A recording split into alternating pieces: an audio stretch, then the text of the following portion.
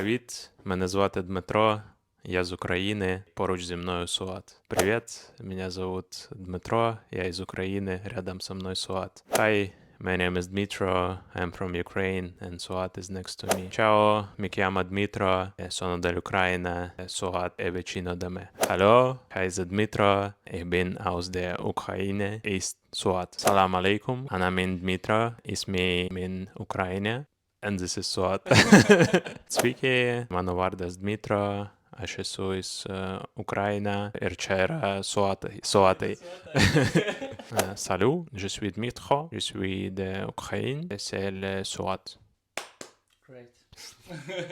Merhaba, benim adım Suat. Türkiye'liyim. Dmytro benim yanımda.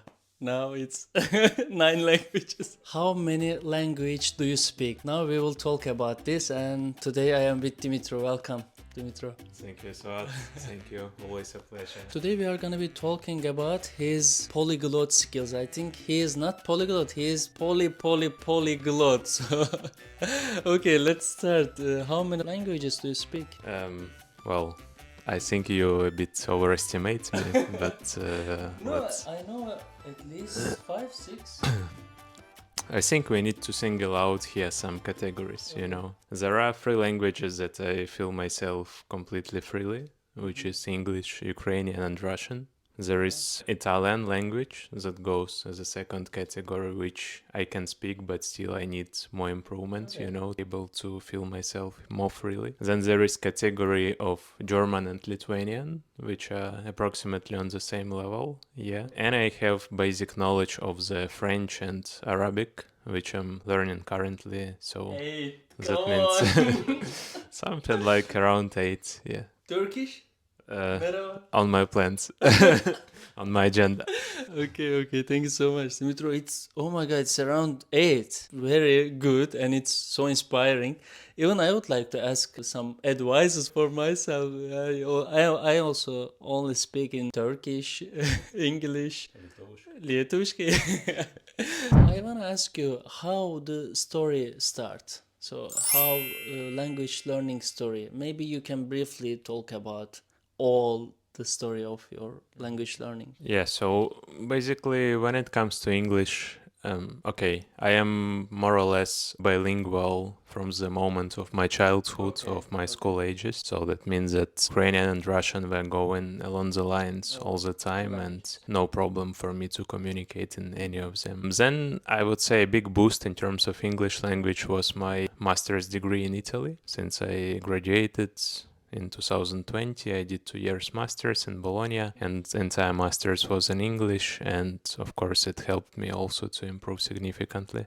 By the way, work and travel video that we did that helped me also to learn English on the level that I could also apply for the master's further on. Then when it comes to the Italian, yeah, I mentioned that I have been living and I was studying in Italy, and of course that has been a huge momentum in terms of also acquiring Italian knowledge. I was working, I was playing football, I was listening to the music, was trying to immerse myself into the culture, so of course that everything helped out, and was hanging out of course with Italians a lot, which helps. Yeah. But I want to tell you something right now. Yeah. It is so inspiring. You moved to Italy for studying purposes, so you're studying language totally in English, but you take time, you try to understand more the culture and take your time to learn Italian. This is also inspiring. When I was working 2 years ago, I started to work in Lithuania 3 years ago, and my work, my study, everything was in English. I didn't feel to need the learning the language, but later, yes, when you spend more time in the country and when you understand, if you learn the language, there will be more opportunities for you. It's very good. But as far as I understand, I think you just immerse into culture, and started to learn, right? Well, I had also Italian girlfriend. That's Ah. maybe a secret. Once I arrived to Italy, I knew that the masters will be in English, but still, in order to feel the vibe of the country, the culture itself, to be able to communicate also with locals. And since my campus was located not in a relatively huge city, I mean that was a middle-sized. I mean for Lithuania it's been a big city, yeah, but for Italy, yeah, it was really not such a hugely populated area. So that's why it was important to be able to communicate in Italian, at least on some basic extent. And that somehow was motivating me, because I knew that I came to the country. Okay, I do acquire the professional knowledge in English, but aside from that, in my everyday life, I need Italian, because I go to take a cafe, to grab some coffee, or I go to the supermarket, or I go to play football, or I go somewhere else. And I mean, everywhere the Italian was necessary, because people were not communicating that well in English also. And of course, I mean, you can survive also with English, but Italian is much more appreciated also from the side of the hosting community, and that is how everything started. And yeah, motivation was basically, why would I waste my time while I'm right now in the country? I mean, I have no idea whether I stay here or not after my studies, maybe I will return in the future. But also perhaps as an additional motivation, since I'm also non-EU national, it's always also kind of valuable to be able to speak not only in English but also in another language of European Union, and well, Italian is also one of them. Okay, we told 8 languages. So maybe you can tell 2-3 sentences per language that it's a good challenge. For our audience, maybe they are wondering about how it sounds, Ukrainian and Italian. Привіт, мене звати Дмитро, я з України, поруч зі мною Суат. Привіт, меня зовут Дмитро, я из Украины, рядом со мной Суат. Hi, my name is Dmytro, I'm from Ukraine and Suat is next to me. Ciao, mi chiamo Dmytro, sono dell'Ucraina, Suat è vicino da me. Hallo, heiße Dmytro, ich bin aus der Ukraine, ist Suat. Salam alaikum, ana min Dmytro, ismi min Ukraina. And this is Suat. Sveiki, mano vardas Dmytro, aš esu iš Ukraina ir čia yra Suatai. Salut, je suis Dmytro, je suis d'Ukraine, c'est le Suat. Great. Merhaba, benim adım Suat. Türkiye'liyim. Dimitro benim yanımda.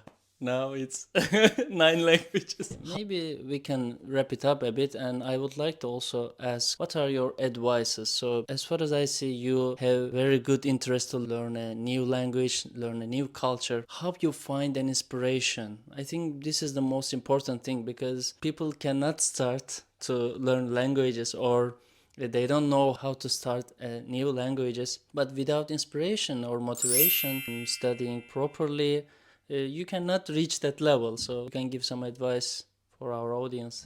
I would say that the first point would be to identify your objectives and goals, what you would like to reach by having a knowledge of one or another language, For me, for every language, I had a sort of strategy, what I would like to achieve at the end. So if for Italian was the integration into the host community, right, to be able also to advance in terms of my social life in the country, to participate in the sports activities, for instance, and so on. Lithuania is basically very similar to that, so this is the reason also why I learned Lithuanian. German has been always my second foreign language throughout my high school and my university, and yeah, I had some dreams sometimes to go to Germany also. Well, let's see what the life will bring in the future. French, I was on the traineeship period in European Parliament, and since I have been living in Brussels also, I decided, well, why wouldn't I try to learn also French. And Arabic, that was more personal motivation, inspiration, again from the more, let's say, geopolitical context from one side, and from the cultural perspective from the other side. Because I do really believe that, especially for me, as for the person who is coming from the eastern part of Europe, we have kind of sometimes lack of maybe understanding of the Okay. cultural traits, of the characteristics, of the traditions, of the understanding of the world from the perspective of the whether it's in Gulf or it's in North African countries. So that's why that was as well the case. So that's why strategy and sort of plan also what you would like to achieve. Then secondly, of course, using all of the resources that you can find and that you can touch with your hands, you know, so whether they're tangible or non-tangible. So there are all those books you can see, they're all in different languages. Then on my phone there are Spotify podcasts which are also in different languages. Usually it's French, Italian, Arabic. What I listen whenever I'm in the transportation, I reach out somewhere and or I'm traveling somewhere, so I'm always trying to listen something. Every morning, well, this is the case only with Arabic. I didn't practice with any other language, but every morning 20 to 30 minutes of my time, once I wake up, I go to my PC and I dedicated to Arabic. So basically, or I learned something, or I'm listening to something, or I'm trying to read something, or to write something also. So to keep that, because this language is slightly different from all the rest of the seven that I mentioned. Yeps, and of course, news, music, culture, this is everything relates to that. Also, just listen in the language of a region, whether you understand or not, but that's important that you can comprehend also the notion and the vibe of the language, because then once you have it, it will be much more easier to advance also in terms of the understanding, speaking. The fear to mistake, you know, to say something wrong is disappearing step by step. This is the way. Maybe one more tip is if you are in the host country and you are learning the language of the host country, try also to practice with the locals, so with the local population. So we are right now in Lithuania, right? So I try also to speak with Lithuanian people from time to time, although I mean they know of course that they can communicate with me in English, or well, some of them speak Ukrainian already, you know. But still, I mean, it's always nice, I do believe, for them to hear also that you can say something in Lithuanian also, and I also see it as a sign of respect to the country that is hosting you, where you also grow as a person, professionally, personally, you develop your soft skills and so on. So maybe those would be the main recommendations. Of course, I mean, whoever would decide to go for the higher education, you know, in another language, it's also a good challenge for yourself. That would be actually important point, is that you need to challenge yourself in terms of the language learning, because if you always say I will start from Monday, Monday will never come, huh?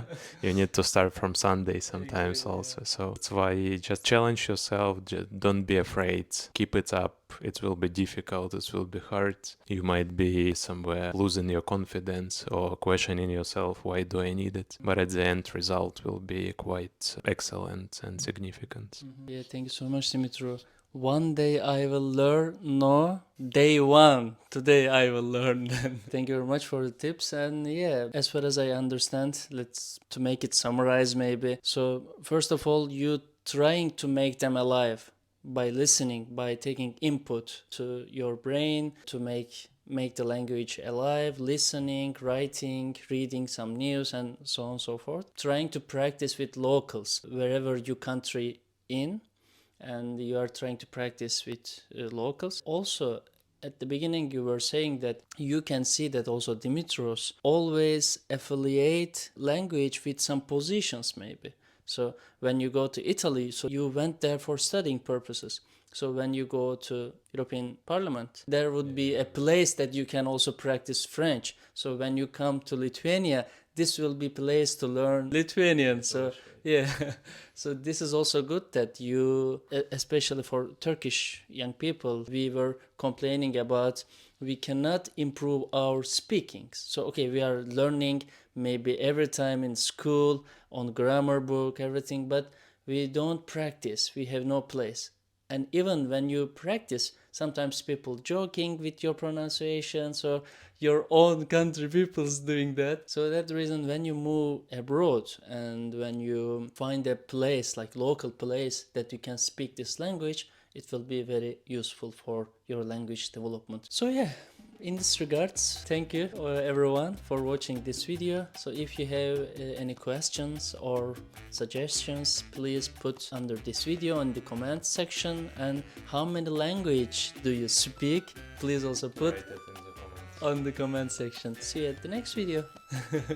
Açıl abi. Açıl away. Alright, see you at the next one. Bye bye.